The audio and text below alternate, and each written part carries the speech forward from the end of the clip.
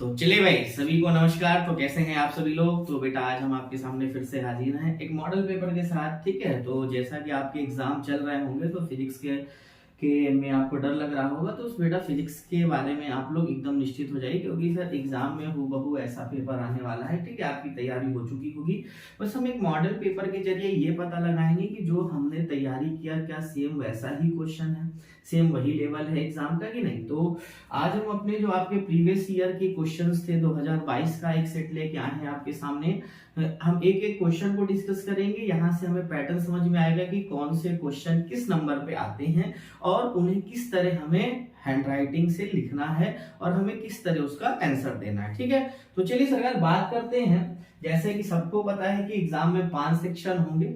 ठीक है, और सभी खंड अनिवार्य होते हैं करना। मैं आपको थोड़ा सा ब्रीफली बता देता हूं कि यहाँ सारे सेक्शन को करना अनिवार्य है बस, लेकिन वहां पे आपको ध्यान देना है कि कुछ सेक्शन में अथवा वाले क्वेश्चन होंगे, तो उन अथवा वाले क्वेश्चन को आपको सर ध्यान में रखना है। ठीक है, ऐसा नहीं कि अथवा के दोनों कर दोगे तो भाई नंबर एक क्वेश्चन का ही जोड़ा जाएगा। ठीक है, तो चलिए जैसा कि आप देख रहे हैं सर बहुविकल्पी प्रश्न है, 6 बहुविकल्पी प्रश्न आते हैं एग्जाम में। और पहला क्वेश्चन आपके स्क्रीन के सामने है।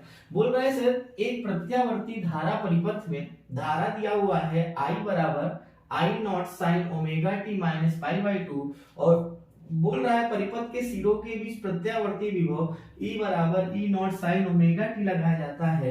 परिपथ में वह शक्ति कितनी होगी। तो बेटा कितनी होती है वह शक्ति, बेटा 0 होती है। मेमोरी बेस्ड क्वेश्चन था, इसको आराम से कर सकते थे। ठीक है, चलिए क्वेश्चन नंबर दूसरा। 0 केल्विन ताप पर शुद्ध अर्धचालक होते हैं, विद्युत रोधी होते हैं। 0 डिग्री केल्विन है ना, 0 केल्विन पर जो ताप पर जो शुद्ध अर्धचालक होते हैं वो क्या होते हैं बेटा, विद्युत रोधी होते हैं। ठीक है, याद रखेंगे। अगले क्वेश्चन पे चलते हैं। अगला क्वेश्चन है थोड़ा सा मेमोरी बेस्ड है, अगर आपने क्लास में इसको ढंग से पढ़ा होगा तो कोई दिक्कत नहीं होगी। क्वेश्चन क्या बोल रहा है कि वी इलेक्ट्रॉन वोल्ट ऊर्जा वाले इलेक्ट्रॉन से संबद्ध डी ब्रॉगली तरंग दैर्घ्य लगभग कितनी होती है। तो अगर हम सरकार बात करें तो जो त्वरित आवेशों के लिए, जो त्वरित कणों के लिए जो डी ब्रॉगली तरंग दैर्घ्य का कैलकुलेशन था वो कितना था बेटा, h/√2m है ना, ये था। अब इलेक्ट्रॉन की बात कर रहा है तो इलेक्ट्रॉन के लिए जब हम लोग पूरी वैल्यू रख के सॉल्व करते थे, मास ये रखेंगे। ठीक है, इलेक्ट्रॉन पे चार्ज ये रखेंगे, लेकिन यहाँ पे जनरल फॉर्मूला दिया है v इलेक्ट्रॉन वोल्ट के लिए बात कर रहा है। तो ये जब सारी वैल्यू हम सॉल्व करके रखते हैं तो 12.27 अपॉन √v एंगस्ट्रॉम वैल्यू निकल के सामने आ जाएगी, जो हमारा ऑप्शन नंबर फर्स्ट सही है। ठीक है, चलिए भाई बहुत बढ़िया। बोला कि परमाणु के अंदर अल्फा कण किस बल के कारण प्रकीर्णित होते हैं। तो परमाणु के अंदर बेटा जो अल्फा कण है वो किसके कारण होते हैं, कूलाम बल के कारण। किसके कारण, कूलाम बल के कारण। ठीक है, और कोई तो बल यहां से नहीं दिख रहा तो ऑप्शन क्या हो जाएगा, कूलाम बल के कारण। ठीक है, चलिए भाई अगला क्वेश्चन है विद्युत चुंबकीय विकिरण स्पेक्ट्रम में औरक्त विकिरण की आवृत्ति परास क्या होगी। औरक्त विकिरण की जो आवृत्ति परास होगा 3 × 10⁻12 हर्ट्ज से बेटा 3 × 10⁻14 हर्ट्ज होती है। इस बात को आप एकदम जहन में रखेंगे। चलिए अगला क्वेश्चन है कि एक किरण पुंज जो वायु से जल में प्रवेश करती है, निम्नलिखित में से कौन सा अपरिवर्तित रहेगा। बताइए क्या ये बात सर अपवर्तन की कर रहा है। बोल रहा है कि प्रकाश की किरण वायु से जल में जा रही है, और आपने पढ़ रखा है सर ये किसकी घटना है, अपवर्तन की घटना है। और जब अपवर्तन की घटना है तो बताओ अपवर्तन की में आवृत्ति में कोई परिवर्तन नहीं होता है। बोलो क्या ये क्वेश्चन किया जा सकता था कि नहीं किया जा सकता। देख रहे हैं 6 क्वेश्चन, 6 का 6 आपको आंसर पता थे, और इसी टाइप के क्वेश्चन आपको इस साल भी आपका जब एग्जाम है देखने को मिलेंगे। चलिए सर खंड बा पे आते हैं। 1 नंबर वाले क्वेश्चन है, एक एक लाइन में इनका आंसर देना है। ठीक है, बोल रहा है कि एक अल्फा कण है 15 × 10⁴ वैद्युत क्षेत्र में स्थित है, उस पर लगने वाले बल की गणना कीजिए। ठीक है, तो सिंपल सी बात है सब, लगने वाले बल F बराबर Q × E से ज्ञात करते हैं। बोलिए हाँ या ना, F बराबर Q × E, और अल्फा कण पर आवेश 2 इलेक्ट्रॉन के बराबर होगा। यही बात आपको ध्यान में रखना था। और E का मान दिया है 15 × 10⁴। सॉल्व कर लेंगे सरकार, आंसर आ जाएगा। ठीक है, चलिए थोड़ा स्पीड में इसलिए चल रहे हैं क्योंकि आपको सारी चीजें तैयार है, बस आपको यहाँ पे चीजों को समझना है और करना है। चलिए अगला क्वेश्चन है वैद्युत फ्लक्स से क्या आशय है, इसका मात्रक लिखिए। वैद्युत फ्लक्स क्या होता है? आपको पता है कि किसी बद्ध पृष्ठ से होकर गुजरने वाली अभिलंबित बल रेखाओं की संख्या की माप को क्या कहते हैं? वैद्युत फ्लक्स। और मात्रक लिखना है, आइए मात्रक लिखना है तो फाई बराबर ईडीएस होता है न्यूटन पर कूलम इनटू मीटर स्क्वायर। यहां से इसका मात्रक बन जाएगा किसका? वैद्युत फ्लक्स का मात्रक हो जाएगा। चलिए अगला क्वेश्चन है, ओमी एवं अनओमी प्रतिरोधों के लिए वोल्टता V तथा धारा के बीच ग्राफ बनाइए। ओमी परिपथ का मतलब क्या है? आपको पता है I और V के बीच में ग्राफ ये बनेगा। और अनओमी का मतलब क्या है बेटा? जैसे डायोड ट्रांजिस्टर है, ये सब हमारे अनओमी परिपथ होते हैं। डायोड ट्रांजिस्टर हमारे क्या होते हैं? अनोमी परिपथ होते हैं, उनके लिए ग्राफ बच्चा ये बनता है। वही आपको बोला है, एक नंबर पूछा है, ठीक है। चलिए बोला है कि डी ब्रॉगली तरंग दैर्ध्य को गतिज ऊर्जा के पदों में व्यक्त कीजिए। डी ब्रॉगली तरंग दैर्ध्य को गतिज ऊर्जा के पदों में पूछा है, तो आइए समझते हैं यहाँ पे, ठीक है। अपने को पता है बेटा काइनेटिक एनर्जी बराबर होता है पी स्क्वायर अपॉन 2m। बोलो हाँ या ना? तो यहाँ से P बराबर बेटा हो जाएगा √2m इंटू काइनेटिक एनर्जी, और होता है बेटा lambda equal to h upon p। बोलो यहाँ से लैम्डा h और p की वैल्यू कितनी हो जाएगी? 2m इंटू काइनेटिक एनर्जी हो जाएगी। बोलो भाई क्या इतना आसान क्वेश्चन आपसे नहीं बन पाता? बिल्कुल बन पाता। चलिए अगला क्वेश्चन, आइए क्वेश्चन नंबर अंगा, ठीक है। बोल रहा है कि एक उत्तल लेंस के प्रत्येक वक्र पृष्ठ की त्रिज्या 20 सेंटीमीटर है तथा लेंस के माध्यम का पटना 1.5 है। यदि लेंस को निम्नलिखित चित्र में AB के अनुदिश काट दिया जाए तो प्रत्येक नए लेंस की फोकस दूरी क्या होगी? सिंपल सी बात कर रहा है कि भाई इसको ऐसे काट दो, तो बताओ ये समतल उत्तल लेंस हुआ कि नहीं हुआ? बोलो हाँ या ना? क्या ये समतल उत्तल लेंस हो जाएगा? और जब ये बेटा समतल उत्तल लेंस हो जाएगा तो lens maker formula n-1 1/r1 -1/r2, और ये दिया है बेटा 1.5 -1, और ये हो जाएगा बच्चा कितना दिया है? 20 सेंटीमीटर।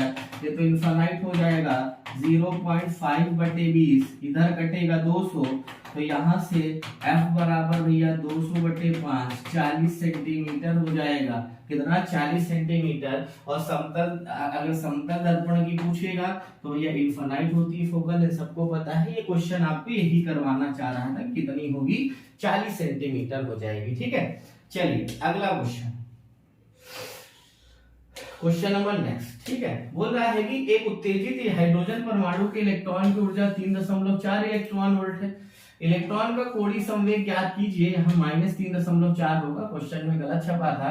इलेक्ट्रॉन का कोणीय संवेग ज्ञात कीजिए, दिया है कि ऊर्जा इतनी होती है। तो सिंपल सी बात करते हैं सरकार, E बराबर होता है -13.6 upon n square electron volt, और ये दिया है -3.4 eV, ये -13.6 upon n square eV। eV CV कटेगा माइनस से माइनस, n स्क्वायर बराबर 4 आएगा सरकार, n बराबर कितना मिलेगा? 2। और जब n बराबर 2 मिल गया तो क्या कोणीय संवेग नहीं निकाल पाओगे? तो भैया कोणीय संवेग बराबर क्या होता है? फटाफट बताओ। कोणीय संवेग बराबर होता है NH अपॉन 2 बोलो कोणीय संवेग क्या हो जाएगा? NH अपॉन 2 N2, H की वैल्यू 6.6 इंटू 10 की पावर -34 तो इंटू 3.14। कैलकुलेशन करना आपका काम है भाई साहब, ठीक है। चलिए जितने भी न्यूमेरिकल है मैं वहां पे ये डिस्कस कर रहा हूँ, बाकी थ्योरी डेरिवेशन आपने पढ़ रखा है, वहां देख लेंगे, ठीक है, क्योंकि आपको न्यूमेरिकल में समस्या होती है, ठीक है। तो हम बताएंगे कैसे करना था शॉर्ट में, ठीक है। सारी चीजें रिकॉल होती चली जाएगी, इस बात की गारंटी मेरी है। चलिए अगले क्वेश्चन पे चलते हैं। बोला है क्वेश्चन कि रदरफोर्ड के अल्फा कण प्रकीर्णन से, है ना, प्रयोग से प्राप्त निष्कर्ष निकालिए, ठीक है। इनके प्रयोग से है ना, जो अल्फा कण प्रकीर्णन प्रयोग था, ठीक है, जो गाइगर और मार्सडेन ने किया था, तो उससे जो निष्कर्ष निकला उसको लिखना है। तो भाई सिंपल सी बात क्या निकली? 2-3 बातें। परमाणु का अधिकांश भाग क्या था? खोखला होता है। बोलो अधिकांश भाग क्या है? खोखला है। बीच में कोई ना कोई धनावेशित पाद है जिससे अल्फा कण विक्षेपित हो रहा था, और परमाणु के मध्य में एक कोई लगभग 10⁻⁻15 मीटर का एक धनावेश गोला है जिसमें परमाणु का समस्त द्रव्यमान केंद्रित माना जाता है, ठीक है, जिसे नाभिक कहते हैं, ठीक है। ये 2-3 पॉइंट आपको लिखना है। अगला क्वेश्चन है वैद्युत चुंबकीय तरंगों की 2 विशेषताएं लिखिए, इनके संचरण के आरेख बनाइए एवं वैद्युत क्षेत्र एवं चुंबकीय क्षेत्र अव्यय को दिखाइए। भाई 2 विशेषताएं, पहली विशेषता है, इन तरंगों को चलने के लिए माध्यम की आवश्यकता नहीं होती है। पहली बात तो ये लिख लेना, वैद्युत चुंबकीय तरंगों को माध्यम की आवश्यकता नहीं होती है। कोई भी दो विशेषताएं बोला है, ये नहीं बोला कौन सी, माध्यम की आवश्यकता नहीं होती है। क्या होती है? नहीं होती है। दूसरा, ये प्रकाश की चाल से चलती है। क्या? ये प्रकाश की चाल से चलती है। दो विशेषताएं हो, एकदम सिंपल सी बात है।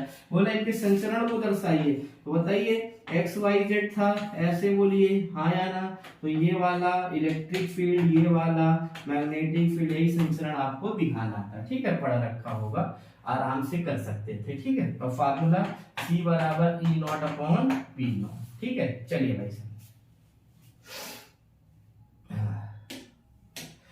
चलिए अगले क्वेश्चन पे चलते बेटा हम लोग।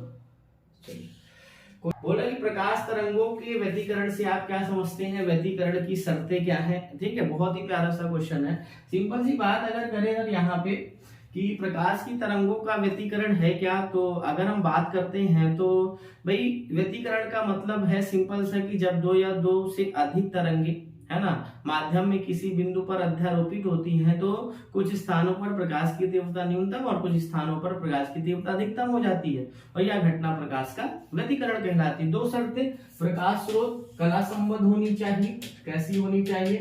कला संबद्ध होनी चाहिए।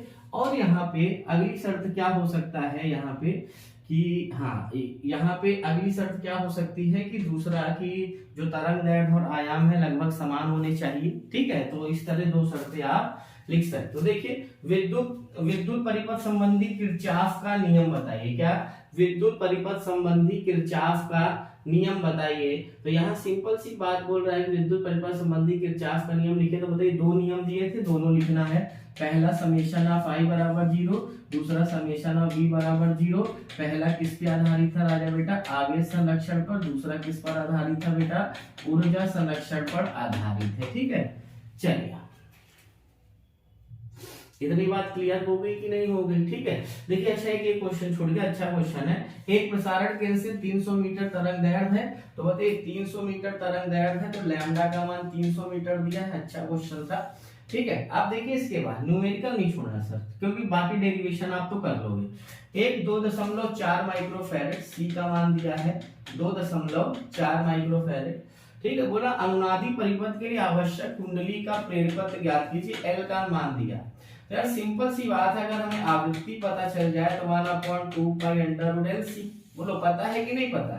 तो सबसे पहले आवृत्ति, तो बताओ यहाँ से आवृत्ति बराबर क्या होता है? बोलो हाँ या ना। आवृत्ति बराबर होता है C अपॉन लैम्डा। C का मान हो जाएगा 3 × 10⁸ लैम्डा दिया है 300 मीटर, है ना। तो ये दो कम कर दो, बताओ 10⁶ हर्ट्ज आया कि नहीं आया? मतलब आवृत्ति मिल गई, C पता है, कैलकुलेशन कर लेंगे, क्या L का मान नहीं निकल जाएगा?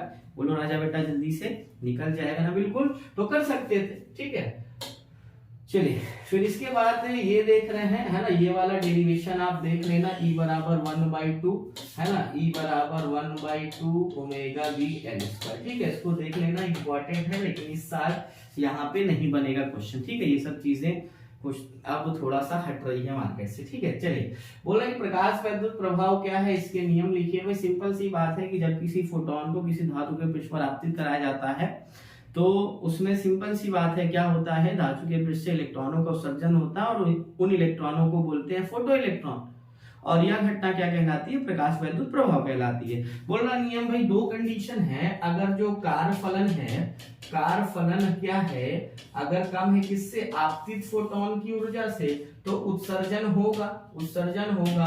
और लैम्डा नॉट हम हमेशा कम किससे होना चाहिए, है ना, लैम्डा नॉट अधिकतम तरंग दैर्घ्य है, तो अगर उत्सर्जन की शर्त है तो लैम्डा हमेशा लैम्डा नॉट से कम होना चाहिए, तो उत्सर्जन हो जाएगा। इस बात को आप ध्यान में रखेंगे, है ना। यही काम है न्यू नॉट, न्यू नॉट हमेशा किससे कम होना चाहिए? न्यू से, क्योंकि यहाँ न्यूनतम आवृत्ति है ना, हमेशा अगर न्यू नॉट कम है न्यू से तभी उत्सर्जन होगा, अदरवाइज उत्सर्जन नहीं होगा। चलिए ये क्वेश्चन दिया है अगला कि ट्रांसफार्मर क्या है, इसकी संरचना के बारे में लिखिए। देख लेना भैया, थ्योरेटिकल टॉपिक है। ठीक है, कि ट्रांसफार्मर एकदम अच्छे से आपने प्रैक्टिकल में भी इसको बनाया होगा। तो ट्रांसफार्मर क्या है सबको पता है, अननोन पीरियड की घटना पर कार्य करने वाली एक युक्ति है, ठीक है। बाकी इसका संरचना कार्यविधि सब अच्छे से पढ़ के जाना एग्जाम के लिए, ठीक है। अगला क्वेश्चन है कि 2 गुणे 10 की घाते -10 मीटर। देखिए आर का मान सरकार दिया है 2 गुणे 10 की घाते -10 मीटर, और वेलोसिटी भी दिया है सरकार 3 गुणे 10 की घाते 6 मीटर पर सेकेंड। बोला चक्कर लगा रहा है, वृत्ताकार मार्ग के केंद्र पर चुंबकीय क्षेत्र बताइए। तो सिंपल सी बात अगर करें बेटा, तो ये बोल रहा है, तो यहाँ ये बताइए 90 डिग्री बन रहा है, केंद्र पर निकालना है। तो भाई b बराबर होता है μ0/4 पाई qb sin theta upon r square. तो μ0/4 पाई की वैल्यू क्या हो जाएगी 10 की पावर -7। q मतलब इलेक्ट्रॉन है, तो 1.6 इंटू 10 की पावर -19, और दिया है 3 गुणे 10 की घाते 6, r दिया है 2 गुणे 10 की घाते -10 का स्क्वायर। बताइए सॉल्व कर लेंगे, आंसर आ जाता कि नहीं आ जाता? ठीक है। देखिए न्यूमेरिकल बोर्ड में बहुत ही आसान पूछे जा रहे हैं, इसलिए मैं आपको मॉडल पेपर करा रहा हूँ, अभी 4-5 और कराऊंगा, ठीक है, जिससे आपको न्यूमेरिकल यहीं से सेम टू सेम मिल जाए, बस अंक का फर्क होगा। अगर आप 8-10 सेट करके जाओगे तो यार कोई दिक्कत वाली बात नहीं है। चलिए अगला क्वेश्चन है कि एक अपवर्ती खगोलीय दूरदर्शी में प्रतिबिंब का बनना स्वच्छ किरण आरेख बनाकर समझाइए। ठीक है, सिंपल सी बात है, स्वच्छ किरण आरेख बनाना है अपवर्ती दूरदर्शी। ठीक है, तो आपको याद होगा सर इसका जो आरेख बनता है कुछ इस तरह बनेगा। ये आपका क्या हो जाएगा बेटा, है ना, ये आपका अग्निशक हो जाएगा, और यहाँ पे ये आपका नेत्रिका होगा। अनंत से वस्तु चलती है, और यहाँ से कुछ ऐसा बना था, तो यहाँ से कुछ किरणें काटी थी, याद है, मैं आपको बना रहा हूँ, ये P डैश Q डैश है। अब ये अग्निशक है, ये नेत्रिका है, तो नेत्रिका के लिए वस्तु का कार्य करेगा, है ना। तो इसको इस प्रकार व्यवस्थित करते हैं कि अंतिम प्रतिबिंब D पर बन जाए, ये P double dash Q double dash, ये कितना होता है D, ये हो जाएगा FO, और ये होता था UE, और यहाँ पे कहीं इनफाइनाइट पे ऑब्जेक्ट रखी है PQ। ये आपको बनाना है, ठीक है, तो आप आराम से बना सकते थे इस क्वेश्चन को। चलिए बहुत बढ़िया भाई, ठीक है, तो ये लॉन्ग में भी आता है, इसलिए इसका डेरिवेशन वगैरह एकदम अच्छे से तैयार करके रखेंगे। ठीक है, चलिए बोल रहा सरकार, एक इलेक्ट्रॉन 500 वोल्ट के विभवांतर से त्वरित किया जाता है, वह कितनी चाल प्राप्त कर लेगा। ठीक है, ये आपको क्वेश्चन दिया है कि वह कितनी चाल प्राप्त कर लेगा। तो इसके लिए आपको भैया सबसे पहले पता है, देखो हाफ mv² बराबर हो जाएगा इलेक्ट्रॉन वोल्ट, ये हो जाएगा हाफ m का मतलब इलेक्ट्रॉन का द्रव्यमान रख लेना। ठीक है, आराम से कर लेंगे, 1.6 इंटू 10 की पावर -90, 500 वोल्ट इंटू v²। यहाँ से सॉल्व कर लेना, v की वैल्यू मिल जाए। एक तरीका तो ये है, ठीक है, नहीं तो एक तरीका ये है, उसके बाद आप ये कर सकते थे, एक तरीका यहाँ से लैम्डा इक्वल टू 2m यहाँ से कर सकते थे इलेक्ट्रॉन के लिए, या तो आपको डायरेक्ट रिजल्ट याद है 12.27 एंगस्ट्रॉम अपॉन √v, यहाँ पे रख के लैम्डा निकालते, लैम्डा इक्वल टू h/p होता है, और यहाँ से h/mv रखते, v इक्वल्स टू h/λm। ये तरीके से भी कर सकते थे आप। ठीक है, 2-3 तरीके हैं क्वेश्चन को करने के। ठीक है, तो वहां से भी आप इसको कर सकते थे। ठीक, चलिए बोला है बोर का परमाणु मॉडल। ठीक है, तो आप इसको भी देख लेना, बोर का परमाणु मॉडल क्या होता है, मैं थोड़ा सा एक्सप्लेन कर देता हूँ। सिंपल सी बात, जब रदरफोर्ड के परमाणु मॉडल में कमी आई तो बोर ने परमाणु मॉडल अपना दिया। और 2-3 बातें जो इंपॉर्टेंट है यहाँ पे, पहला तो बोला कि इलेक्ट्रॉन जो है बिना उत्सर्जन के वृत्ताकार कक्षाओं में घूमता है, और वृत्ताकार कक्षाओं में घूमने के लिए आवश्यक अभिकेंद्र बल नाभिक और इलेक्ट्रॉन के मध्य लगने वाले मतलब वैद्युत बल से प्राप्त होता है। सिंपल सी बात। दूसरी बात इन्होंने बोला कि इलेक्ट्रॉन केवल उन्हीं कक्षाओं में घूमेगा जिनका कोणीय संवेग कितना होगा, NH/2π का पूर्ण गुणज होगा। तीसरी बात इन्होंने बताई कि जब इलेक्ट्रॉन एक ऊर्जा स्तर से दूसरे ऊर्जा स्तर में संक्रमित करेगा, चाहे उच्च से निम्न में या तो निम्न से उच्च में आएगा। ठीक है, तो यहाँ पे उन्होंने बताया कि जो ऊर्जा का अंतर होता है वो कितना होता है, भैया hν होता है। ठीक है, ये 2-3 बातें आपको एग्जाम में लिखनी थी। ठीक है, जिसके बारे में आपने थ्योरेटिकल पढ़ रखा होगा। ठीक, चलिए अगला बात बोल रहा है सर, हाइगेंस के तरंग सिद्धांत के आधार पर प्रकाश के परावर्तन के नियमों की व्याख्या देख लेना, बहुत ही इंपॉर्टेंट टॉपिक है। ठीक है, तो इसका डेरिवेशन आप देख लेंगे, अच्छे से पढ़ लेंगे। ठीक है, मैं थोड़ा सा बता देता हूँ करना कैसे है परावर्तन। अगर हम बात कर रहे थे सर यहाँ पे कुछ ये एक परावर्तक पृष्ठ लिया था AB, बोलो हाँ या ना। यहाँ पे एक समतल तरंगाग्र AB तिरछा आपतित कराया था, बोलो हाँ या ना। और हमने बोला कि A पृष्ठ को पहले स्पर्श किया तो यहाँ से द्वितीयक तरंगिकाएं निकली, जितने समय में B कहाँ पहुंचा था, C है ना, B कहाँ पहुंचा था, C पे पहुंचा था, उतने ही समय में ये यहाँ पहुंच गया था। तो याद है इतनी दूरी लेके इसको केंद्र मान के चाप लगाया था। इस तरह जो हमारी CD है वो क्या है भैया, परावर्तित तरंगाग्र है। क्या है, परावर्तित तरंगाग्र थी CD। तो बताइए ये एंगल I था सरकार, ये 90 माइनस I है, ये I बन जाएगा। बोले ये R है, ये 90 माइनस R है, तो ये वाला क्या हो जाएगा, R हो जाएगा। सिंपल सी बात देखिए, यहाँ पे अगर स्नेल लॉ लगाओ तो साइन I बराबर क्या हो जाएगा भैया, ये है ना, ये CT मान लो, दूरी बट है ना, चाल बराबर दूरी बटे समय, तो दूरी बराबर चाल गुणे समय, ये भी है CT। तो यहाँ पे बताइए ये हो जाएगा और ये AC, ठीक है। और अगर यहाँ पे हम साइन R निकाले इस वाले त्रिभुज से देखो तो CT अपॉन AC, ठीक। अगर हम यहाँ पे बोले sine I upon sine R equals to 1 हो जाएगा। अगर एंगल छोटे हैं तो angle I upon angle R equals to 1, तो angle I equals to angle R। बताइए परावर्तन के नियमों की पुष्टि होती है कि नहीं होती है, ठीक है। तो हमने एक्सप्लेन किया क्योंकि आपने पढ़ रखा है तो आपके माइंड में जल्दी से दिमाग में बैठ जाए, ठीक है। तो चलिए ये बात क्लियर हो गई। आइए अगले क्वेश्चन पे चलते हैं। फोटो डायोड अब सिलेबस में नहीं है, ठीक है। ये देख लेना भैया, किसी प्रिज्म का अपवर्तनांक A है, cot A/2 है, तो न्यूनतम विचलन कोण है, न्यूमेरिकल है, बहुत ही भैया सदाबहार पूछा जा रहा है। अगर हम बात करें सर, सिंपल सी फार्मूला है n equals to sine A plus del m/2 और नीचे लगेगा सर साइन A/2। सिंपल सा बात है, कॉट को तोड़ोगे तो भैया cos अपॉन साइन में टूटेगा, cos A/2 और नीचे हो जाएगा सरकार साइन A/2, ये हो जाएगा sign A plus del m/2 और नीचे हो जाएगा सरकार साइन A/2, ये कट जाएगा। इसको चेंज करोगे साइन 90 माइनस A/2 और ये है बेटा sign A plus del m/2, ठीक है। तो ये क्या बचा, 90 minus A/2 A plus del m/2, तो ये 180 माइनस A और ये हो जाएगा A प्लस डेल m, है ना, 2 से 2 ये क्या हो जाएगा, कट जाएगा, तो डेल m बराबर 180 माइनस 2 है। ये आपका आंसर हो जाएगा, ठीक है। चलिए बहुत बढ़िया, नोट कर लीजिएगा, स्क्रीनशॉट ले लीजिएगा। आइए आगे पूछते हैं, है ना। सिद्ध कीजिए कि धारावाही चालक क्षेत्र पर लगने वाला, है ना, बल आघूर्ण टाउ बराबर NIAB होता है। भैया इसको सिद्ध करना है तो सिंपल सी बात आपको याद होगी कि जब यार कोई कुंडल, है ना, ये आपने वहां पढ़ा होगा कि जब किसी कुंडली को किसी चुंबकीय क्षेत्र में लटकाते हैं तो उस पे एक बल युग्म का आघूर्ण उत्पन्न होता है, ठीक है। हम मान लेते थे सर एक समान चुंबकीय क्षेत्र भी है, यहाँ पे कुंडली हमने लटका दी जिसका ये चौड़ाई दिख रहा है B, क्या दिख रहा है B, ठीक है। हमें पता था कि अगर आपको याद हो तो दो बल लग रहे थे, दोनों की क्रिया रेखा भिन्न भिन्न थी जिसके कारण ये बल आघूर्ण था। अगर हम बात करें सर ये थीटा है तो बताओ ये ट्रायंगल बन रहा है, ठीक है।